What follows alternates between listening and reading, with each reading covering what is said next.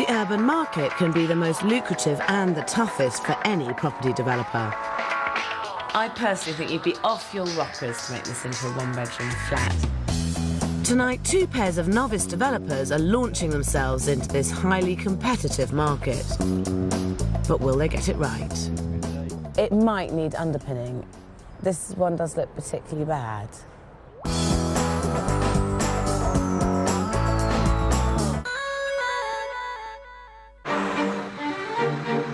A return to inner-city urban living is one of the biggest lifestyle trends over the last 2 decades.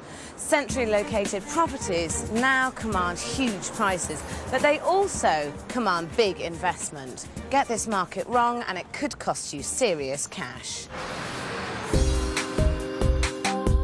Nowhere is this more true than in trendy Islington, central London.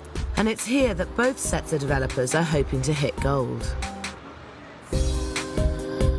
On the one hand, Katie McCrum and Sarah Garrett are trying their luck in quiet, leafy Arundel Square. While a quarter of a mile away, fashion designer Marigold Charles and her fiancé, web designer Joel Peters, have chosen bustling, fashionable Upper Street. We know what sort of young professionals like, we know that their tastes and their standards and what they expect, so understanding what young modern professionals are about and what they want will help us succeed in this market. There can be serious money to be made, but here more than ever you've really got to buy the right property in the right location, but that's not as easy as it sounds. So it's just here, the flat, is it? Just above the green and the deli. So it's above a bar, it's actually next to a bar in both directions as well. Yeah. And since we bought it, the licence has been extended to 2. Which is not great from your point of view, owning the flat above. No. And did you know that that was going to happen? No, we took a risk and it happened. You just have to bear in mind that it always is going to affect its value and its saleability, and that's something that if you take your eye off that for a few minutes, you can end up with a really big problem on your hands. This property's vibrant location is both its strength and its weakness. Yet despite the neighbours, Joel and Marigold still think this is a great place for a stunning, luxurious home. Oh, what an amazing space. So is this why you bought it? You fell in love with this space? Yeah. Absolutely. Which for this area is quite a big space. At 11,000 square feet, it is indeed an incredibly generous size for a one-bedroom flat. It currently has a master bedroom with an L-shaped lounge at the front, while at the back there's a bathroom and a good-sized kitchen diner leading onto a fantastic large roof terrace, which is a huge bonus for central London and will really add value. Joel and Marigold want to totally rearrange the layout to create the ideal dream of modern living, a huge open-plan reception room across the whole front of the flat. This means moving the bedroom to the middle of the flat and adding 2 new bathrooms, one of which will be an ensuite. But there are problems with this idea. For a start, the bedroom will only have 1 tiny window, which is inadequate for a luxury master suite. But more than that, they're just not capitalising on the huge space they have here. So it's going to end up as a big one-bedroom executive pad, really. Yeah. I mean, you've got a lot of square footage here for a one-bed flat. I think if we closed it off and put in a second bedroom and a hallway, it would start to feel very small very quickly. And the wow factor is the size, so that's why we want to keep that. The space is very expensive around here, and yes, it's lovely, but it's a major luxury having this amount of living space for one bedroom. In Islington, square footage is like gold dust, and extra bedrooms will add tens of thousands of pounds to your sale price. But overlooking this isn't their only odd decision. To have a roof terrace with a flat in this kind of area, and that's a really major selling feature, isn't it? Actually, we want to turn it into a conservatory and extend the kitchen out here and make it into a kitchen dining area. So we won't actually have that much roof terrace available as outdoor space. Do you not think the kitchen's big enough as it is? Yes, we do, but we wanted to utilise this space to the maximum. How much have you got to spend on the conservatory? Because I'd have thought a decent conservatory out here to warrant this flat in this location is going to cost you the best part of 50,000. Well, we haven't budgeted that. What have you got? We've got about 10 to 15,000. 10 to 15. It's crazy to reduce this potentially profitable outdoor space, quite apart from the fact that they haven't even thought about how to afford it. In fact, I'm a little worried that they haven't put that much thought into the budget at all. Joel and Marigold purchased the flat for a hefty £320,000. They have an unrealistic budget of just £60,000 for the whole renovation. If they were lucky enough to sell for their asking price of £420,000, they'd make a profit of £40,000. I think this is an optimistic figure. In fact, I worry that they might not break even with this strategy. But looked at a different way, I think these two could have accidentally stumbled across a gold mine without even realising it. I personally think you'd be off your rockers to make this into a one-bedroom flat. And to make the most money on this, there is another option, and that's that you split it up into separate flats. Create 2 studio flats at the front, over the bar, and one-bedroom flat at the back here, which means you'd get £550,000 resale on this, as opposed to probably 380, 390 doing that. What do you reckon? It's controversial. It's controversial. Our main reason for doing this is we are actually quite passionate about not splitting up properties into tiny pokey flats. There's no reason why, with a very, very small space, you can't have a beautifully designed, really, really cool studio flat. It doesn't have to be horrible. We don't have masses of time now to rethink our plans. But you are above a bar, and smaller units that are cheaper units, people are kind of more prepared to just deal with the fact that they're above a bar. They're paying less. Yeah, that's the deal. This is a business. And it's not a business if there's no profit at the end of the year. But literally, I think time is of the essence here. We've got 2 mortgages to pay, and maybe, unfortunately, we haven't really given ourselves enough time now to backtrack and rethink our plans. When there's this much profit at stake, and £150,000 is a lot, then it really isn't too late to change your mind. I think Joel and Marigold could make 2 compact but very smart studios at the front, each with floor-to-ceiling windows overlooking the green, and a stylish one-bedroom flat with a roof terrace at the back. Joel and Marigold have a fantastic opportunity to make an unbelievable profit, but they're just not working to the strengths of their location. Above a bar is not the best place for high-end luxury. A quarter of a mile away, in the more residential surroundings of Arundel Square, interior designer Katie McCrum and publisher Sarah Garrett are also targeting the stylish urban professional with their plans to create a desirable pad out of this 2-storey ex-squat maisonette. But as yet, they don't have the first idea how much work is needed, because they bought it in auction and didn't even view the property first. This is the one. Right. So you bought this in auction on the spur of the moment, so to speak. Yeah, I think we did everything wrong. Everything you're not supposed to do in the book. I think you should err on the side of caution in auctions, because whilst it is possible to pick up a bargain, it's really unusual. And if it's cheap, there's very often a good reason why it's cheap. Well, let's go and have a look inside. And this was cheap for the area.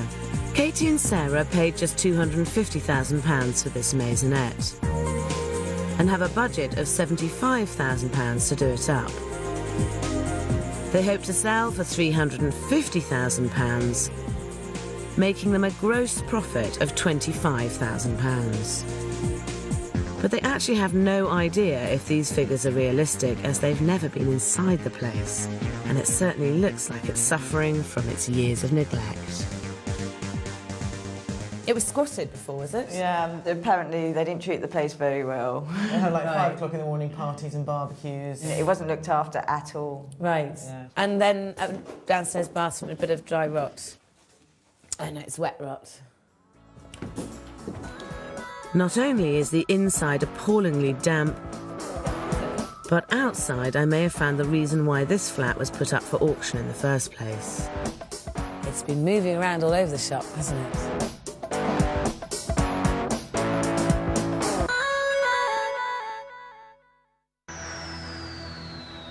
In Arundel Square, Islington, Katie McCrum and Sarah Garrett had wanted to turn this 2-bed ex-squat into a des res for the urban professional.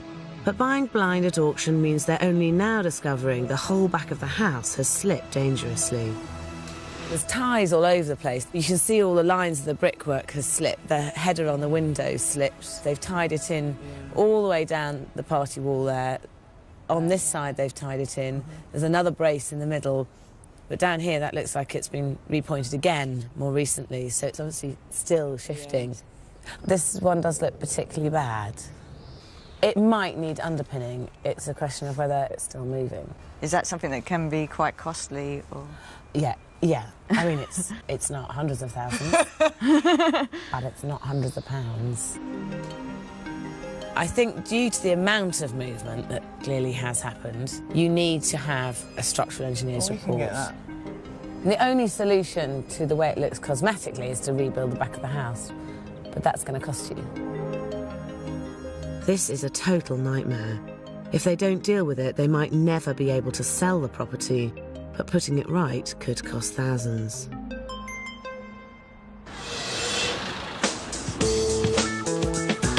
Just down the road on Upper Street, Joel Peters and Marigold Charles could also be left severely out of pocket. They're developing above a bar, but have determinedly decided to keep this as a luxury one-bedroom flat, throwing away the chance to make a massive £150,000 potential profit. To turn the property into 3 small flats goes against everything that we've actually felt strongly about on this project. For us, retaining as much of the feel of openness and space in this apartment is what I think will set it apart. Which is all well and good, and in another location I might agree, but this flat is on a busy road, above a bar with a late licence. More worryingly, Joel and Marigold still haven't even looked into how much their plans are going to cost. They only have £60,000 in their budget, and when their quotations start arriving, it's a very rude awakening. We've just got the first quote through. It's for £160,000. It totally exceeds what we've got budget-wise to spend. I mean, just phenomenally. So there's absolutely no way we can even entertain that at all. £160,000 is 2.5 times their entire budget. They haven't thought this through at all, and their budget is as unrealistic as any I've seen. For all the building work, including the conservatory, they've allocated a desperately inadequate £24,700. To replumb the entire flat, £7,000. For the electrics, £8,800. For a top-spec kitchen, just £5,000. To buy 2 top-of-the-line bathrooms, another £5,000. For painting and decorating, £1,500. For the roof terrace, a tiny £750. And for all their fees and costs, just £7,250. With just £60,000 in total, they've completely underestimated the amount of work involved here. But we can reduce that if we don't. So while they're forced back to the drawing board, all the building work has ground to a halt.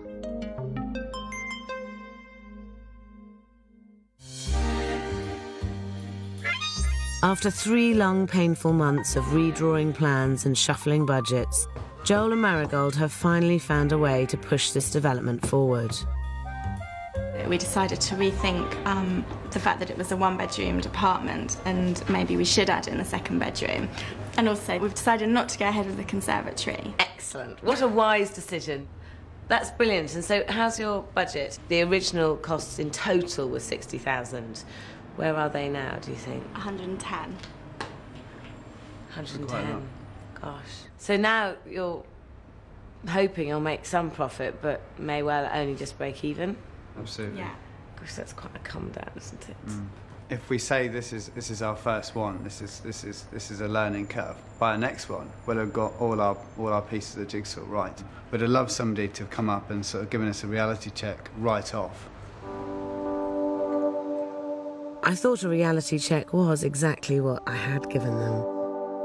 But now, to cover their mushrooming costs, they've had to put their own home on the market. I really wish they'd think again about the massive profit they could make if they split the flat into 3 smaller units. And this is such a great location because it's so central and it's really fashionable, this area. So you've got everything going for it. Whereas at the moment, it's going to be touch and go whether there's any profit at all. Definitely. We completely agree with you, but we're just not doing it. But this is supposed to be a business. Joel and Marigold could still make a massive £150,000 profit instead of just breaking even. And it wouldn't have to mean throwing style out of the window. In this area, studio flats sail out of the door if they're well designed, chic and reasonably priced. They certainly don't need to be pokey or look cheap. Small spaces can be just as fashionable as larger units, and there's still a premium to be had for good design.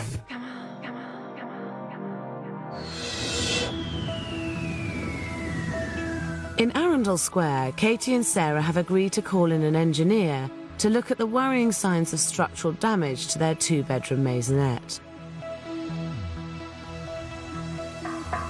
If he finds the house is still moving, then it will have to be underpinned, costing Sarah and Katie thousands of pounds.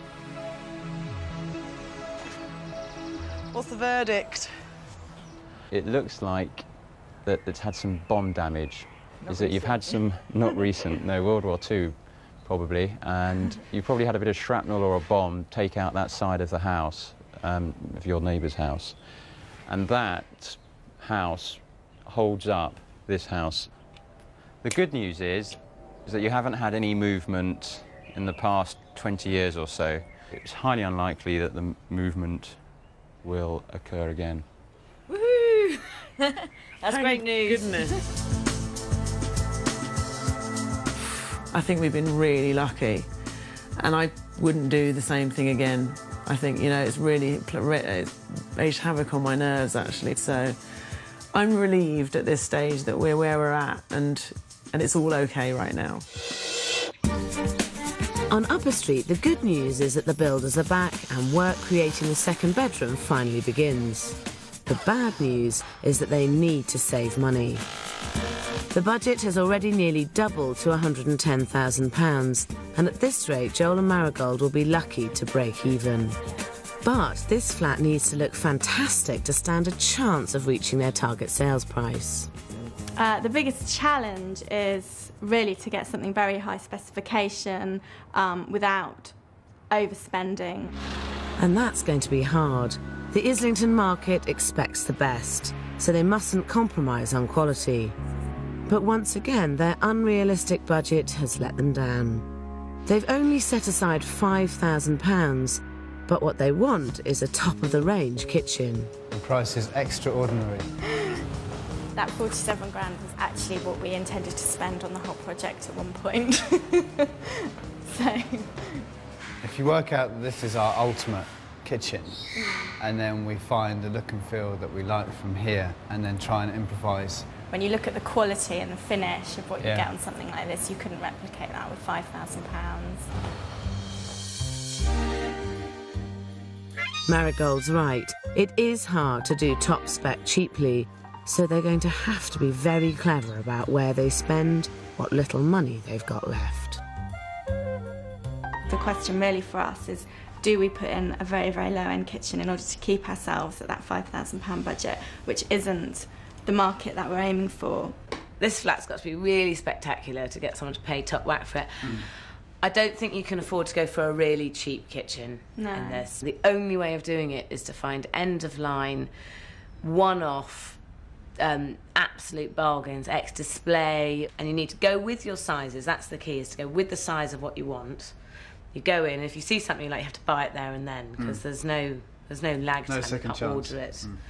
But it means that every weekend and every evening is going to have to be spent hunting down products at less price. But I don't think you've got an option at this stage.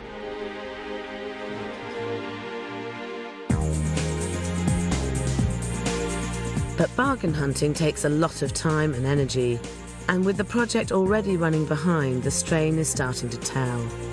It's really hard. It's hard making time, and all your weekends and all your evenings are spent researching and going around the shops and things. So it's full time. It's very demanding. We don't socialise anymore. Their social life may be suffering, but I hate to think what their bank balance will look like if they don't get this project finished soon. But over in Arundel Square, work on Katie and Sarah's two-bedroom flat is making good progress.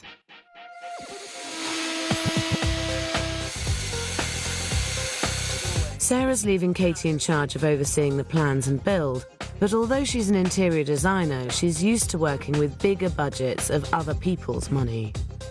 I usually go for the top end of things, and that's what I'm used to. So this is going to be a different experience for me in terms of keeping to a really low budget. So that's my challenge. Their first decision towards keeping the costs down is to work as much as possible with the existing layout of their two-floor maisonette. With this property, this is absolutely the right thing to do. Upstairs, there's a kitchen, large living room and tiny second toilet, which they want to knock out to create a useful study area. This is perfect for the urban market, as is the plan to turn the shabby kitchen and living area into a contemporary open-plan kitchen, diner and living room. Downstairs, there's a small bathroom and two good-sized bedrooms. They're sensibly adding an ensuite bathroom to the front bedroom. At the back of the house, they're extending the master bathroom under the stairs. This will give it vital extra floor space, but Katie's decided there just isn't enough headroom. How could you take this floor down, you know, like 20 centimetres, 30 centimetres into the ground? I think one of the main things I hadn't considered was that if someone was sort of 6'3" or 4", coming into this bathroom space is going to be quite a problem. So, I mean, I'm considering maybe chopping the floor down and making a step into this room, which is something that at this stage is a bit of a pain. Yeah, this is the concrete, yeah, so it's difficult to take it out, yeah. Yeah, it's a big job, isn't it? Yeah, it is. Yeah, I know, it's huge. Digging down would be time-consuming and expensive, and it's not something they've budgeted for. But Katie's instincts are right. A cramped bathroom could mean a difficult sale, so she needs to see for herself what a difference lowering the floor would make. Now, what these people have done is that they've dug down and created a bathroom in what was once a coal hole. You've still got the arched ceiling.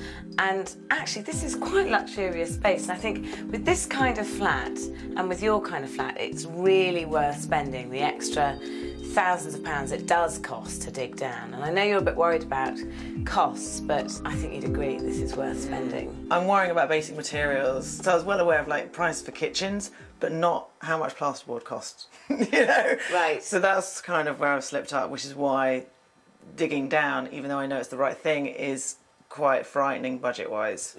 With the sort of development that you're doing, which is very kind of urban, chic, cool, you can't really cut corners. No. And you need to spend what you need to spend. Yeah, I think you're right. I definitely think that is the right thing to do. And having seen this in my small space, it will make a huge difference as well. Decision made, and 1 week later, the floor has been dropped. It might have cost £2,000, but it means this bathroom will have plenty of headroom and won't put anyone off. I've dropped the floor 35 centimetres, and I think it makes a huge difference. And the whole room now looks a lot more spacious.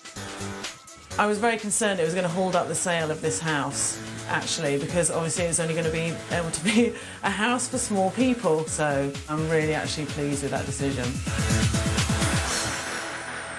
To get the best sale price, sometimes it can be worth spending a little bit extra.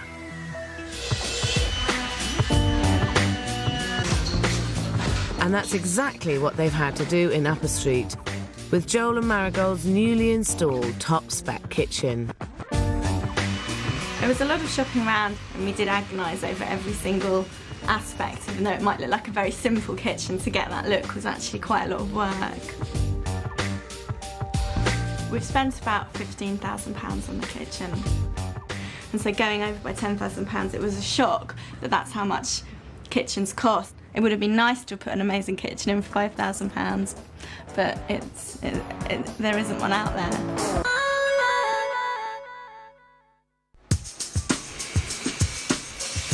Five months into their development, Joel Peters and Marigold Charles are way over budget on their luxury flat in Islington. And they've now discovered that their decision to move the master bedroom to the middle of the flat could be a big mistake. We thought we would be able to drop the window and have a much bigger window in that bedroom, and we've now been told that we can't, that the window has to stay the same, so we're stuck with a small window. Joel and Marigold have only just realised that they can't enlarge the window as it overlooks a neighbouring roof terrace. It's all part of the challenge of urban development. Not only is the flat surrounded by buildings, their roof terrace is overlooked by ugly, noisy extraction fans. And they've caught some builders installing yet another. We would like the fans not to be facing into our flat. You'd have to make a new box, and I'd have to go and make it, so... Yeah. Right. In the workshop. There's nothing he can do. Okay. Getting all the surrounding fans removed is totally unrealistic. But this doesn't have to be a disaster. They could still turn this into a fantastic space without having to spend too much money.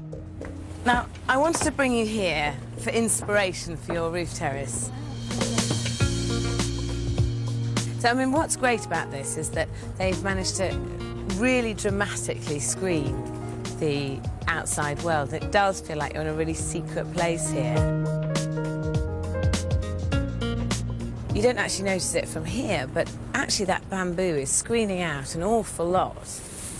There's some pretty kind of unattractive lumps of backs of building which you don't see because of the screening. So that would be perfectly achievable in your roof terrace. Yeah. Do you think a water feature is worth considering? I think so, yes, because it is quite noisy at the back there, and it's something to distract the ear from the other noises as much as the plants are there to distract the eye from the other buildings. Clever planting means you can create a wonderful sense of privacy, but it also means that you can choose which views you want to keep and which you want to lose. In Arundel Square, it's 3 months into the renovation of this two-bed designer maisonette. But while they've managed to keep to schedule, they've been less successful keeping to budget. Katie's had to hit the discount shops for end-of-line designer fittings after grossly underestimating the cost of their building materials. I think we're looking at probably quadruple what we originally thought, which has been pretty frightening. And it just means other things will suffer, and I've got to not let them look like it's suffered. But their latest cost-saving idea is a step too far. I don't think it's worth putting a fireplace in just for its look, and we're not really prepared to pay a fortune to get it fixed up. So that's automatically a lot of money off for us, off the budget. Close it, forget it even existed, and do something either side so it doesn't look like it's a fireplace.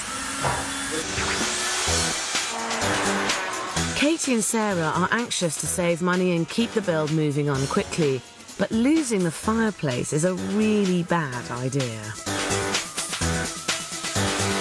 There's nothing for it but to take matters into my own hands. Hi. I brought a present. And it's not because I'm angry.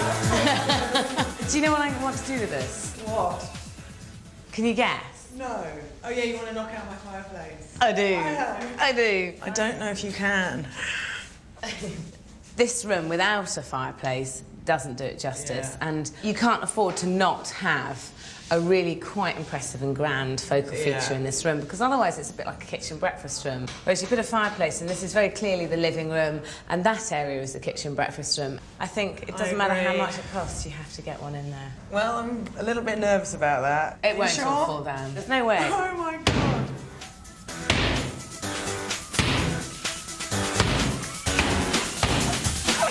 Beautiful. You look like you're going to cry. Whew, okay. But it's the right decision. The right decision. A bit too late to get back now anyway.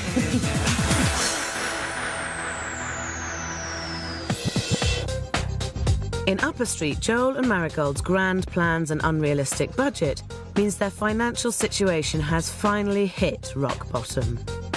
At the moment, we're staying on one of Marigold's friends' floors, basically living out of a suitcase. We desperately need to sell our place to release the funds to actually continue with this.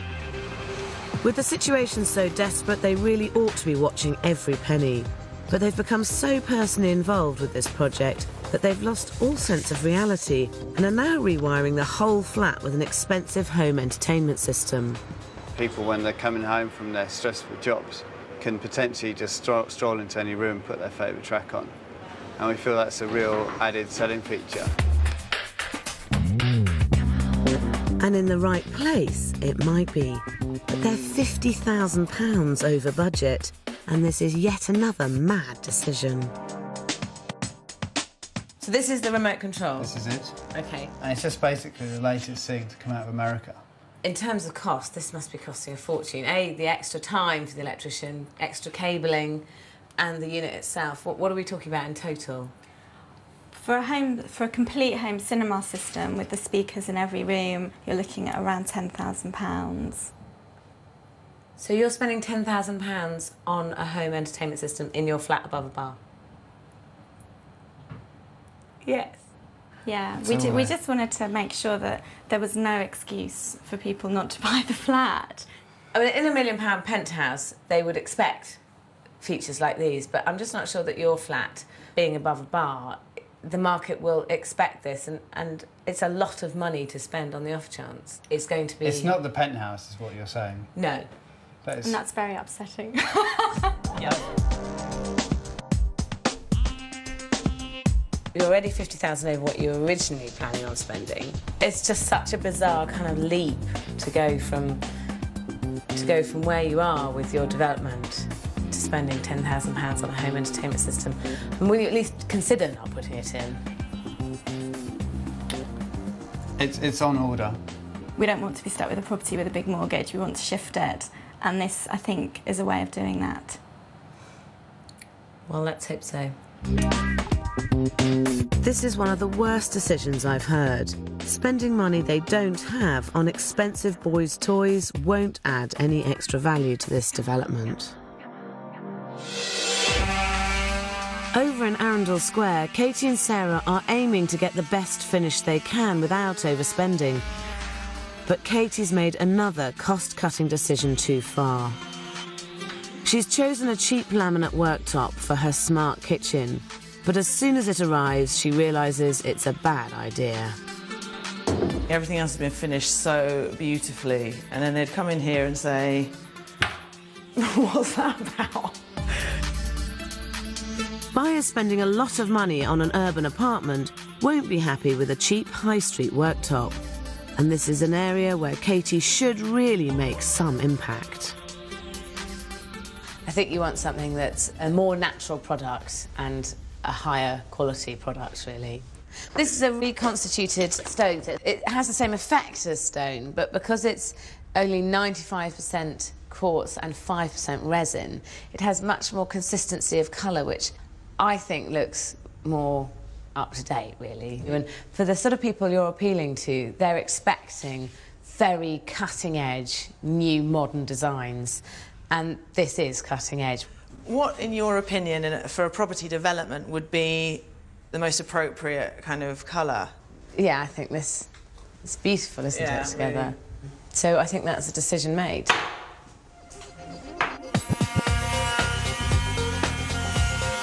It's the last of the big decisions they have to make on this development. And once the worktop's changed, it takes one final push before 17 weeks of hard work comes to an end.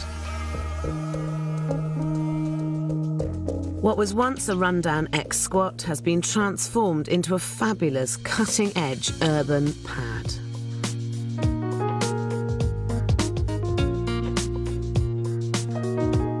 They needed to achieve a high-quality look, and that they've certainly done. And nowhere more so than the open-plan kitchen and living area. This is spectacular. What a great job you've done. This is brilliant. Thank you. Are you pleased you put the fireplace in? Yeah, it's the right thing to do. Oh, I think good to it see. separates the two rooms so well. It's very clearly a living room now, which is what you needed. Yeah. And the worktop's great. I think it was definitely the right decision to change your mind and go with this worktop. For the market that you're trying to appeal to, sort of urban, cool, young professionals, this is absolutely spot on. What really sets this place apart is the attention to detail. The walnut flooring, vintage-style radiators, and great finish. Downstairs in the front bedroom, the addition of an ensuite is a real bonus, and the master bathroom feels much more spacious thanks to a lowered floor and a mirrored wall.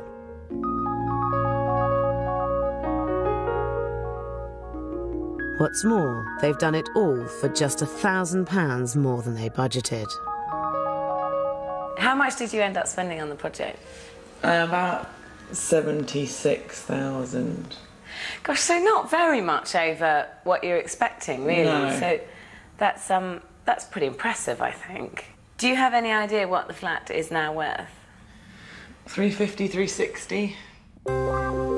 If it's worth what they're hoping, they'll make a profit of £34,000. But will the agents agree? Very smart, modern. More height than normal in the bathroom, so I guess the floor's been lowered slightly here. Then we've got the study area, which is ideal for anyone that's working from home. Wow, it's a great size room in here. Open plan living is very popular at the moment. Very high quality wooden flooring as well, finishes it beautifully. I would value this property at £380,000. I would recommend an asking price of $385,000. The valuations came in at $380,000 and $385,000. Oh. If you did sell at the average of those two valuations, you would make a £56,000 profit. I think we're going to have to go out and celebrate and spend all our profit. The only way I could fault this entire development is the fact that you did buy it in auction blind, and that was a massive, massive punt. We won't ever do it again. Oh my God, it was just dreadful. So you'd never do that again? No, not like that. I would buy an auction again, but not just by looking through the window. Despite the nail-biting risk of buying at auction, Katie and Sarah have made a fantastic and well-deserved profit. Unfortunately, in Upper Street, it's a very different story. They're 5 months over schedule, the money's run out, and they've had to resort to their credit cards to finance the rest of the development. I mean, our goal at the moment is just to get it completely finished, and we want to do that as quickly as possible now, because the longer that it's taking to finish, the more it's costing us, and we just need to get it valued and put on the market and make sure that we've made some money on it. But at what is now a massive £70,000 over budget, I think these two would be lucky to break even.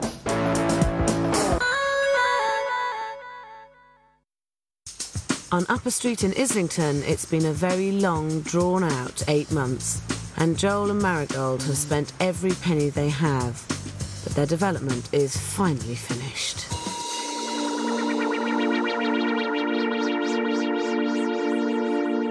The place is unrecognisable. A scruffy, dilapidated old shell has made way for a luxurious two-bed modern apartment.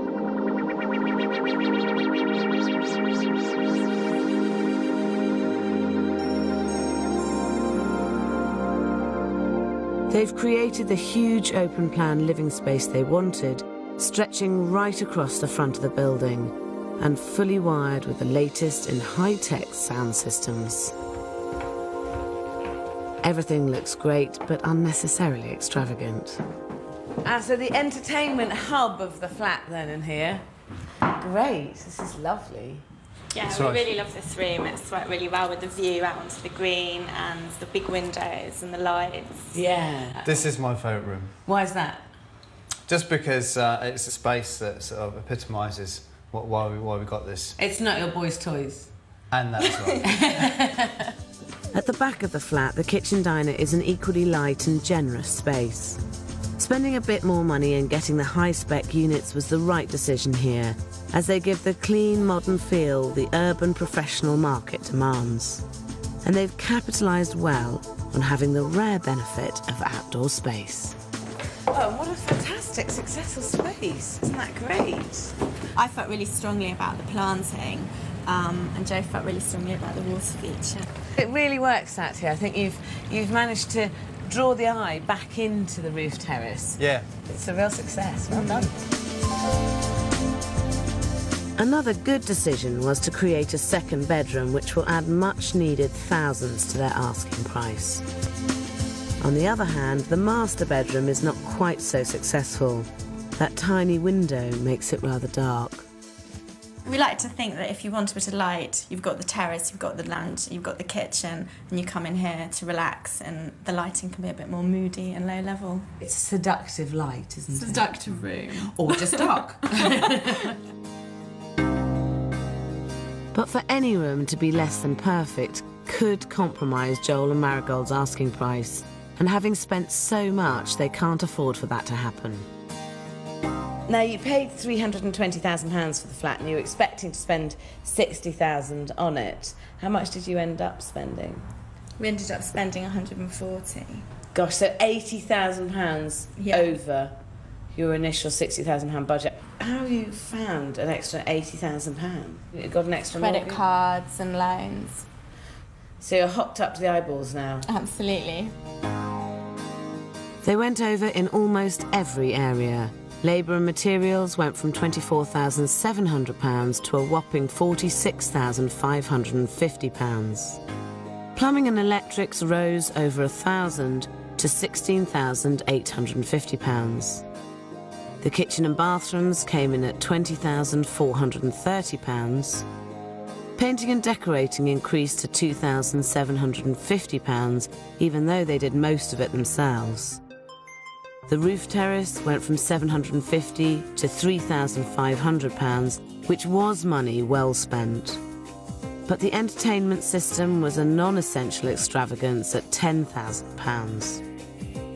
Their fees soared from £6,000 to £39,700, taking their total spend from £60,000 to £139,780, more than twice their original budget.